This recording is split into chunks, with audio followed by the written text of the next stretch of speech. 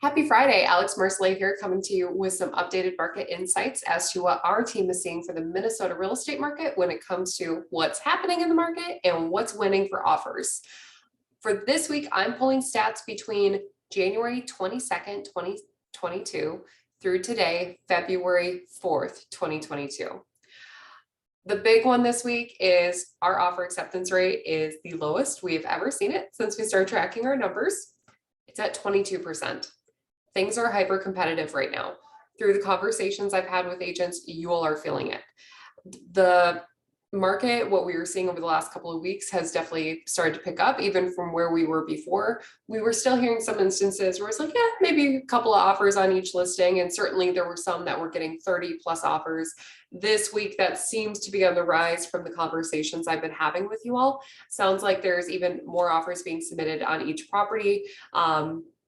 I was talking with one agent and she had mentioned that her clients went in, wrote a great offer, went above list, waived contingencies, did everything they could, and they were still tied for the lowest offer received on the property. Things are crazy. There are still some deals to be had out there. Don't get me wrong. We're seeing seller pay closing costs included 22% of the time. I looked into the sales that were able to negotiate for seller pay closing costs. Here's an important thing to know here. Most of them are at or under $1,000. So we were seeing numbers between $500 to $1,000. Only a handful, only one actually negotiated for what we would say like the full 3% seller pay closing costs. There was another one in the mix for $10,000, but pretty much everything was at $1,000 or lower. In the situations where they were able to negotiate for seller pay closing costs, that 3% actually offset the purchase price. So they increased purchase price to absorb that 3%. Everything else, they were homes that had been sitting on the market for quite some time. So 2 weeks or longer, or they were pre-MLS sales. So sold internally inside of that brokerage, or it was like, hey, somehow the buyers and sellers found each other, looped in their agents and made the deal happen. I don't know how that happened. So definitely starting to see things getting even tighter than where they've been so far this year. We're still seeing about the same percentage points that we have been seeing in terms of escalation clauses, seeing those about 10% of the time. Appraisal gaps included about 20% of the time when there is a financed purchase in place. A couple of quick stats that I liked from MAAR this week.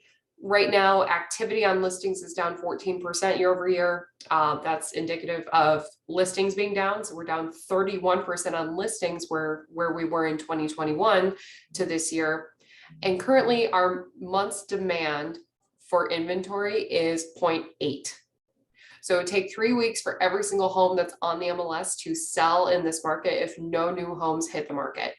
I heard a stat, I haven't had a chance to confirm it just yet, but I heard potentially that number for pre-existing home is 0.4. So like 2 weeks of inventory for pre-existing homes, which is just crazy to think about.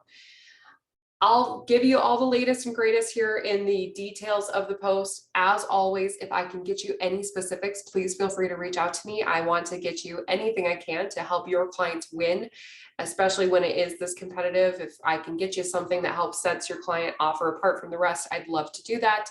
Otherwise, best of luck to you and your buyers this weekend if you are going to be writing. I will see you all next week.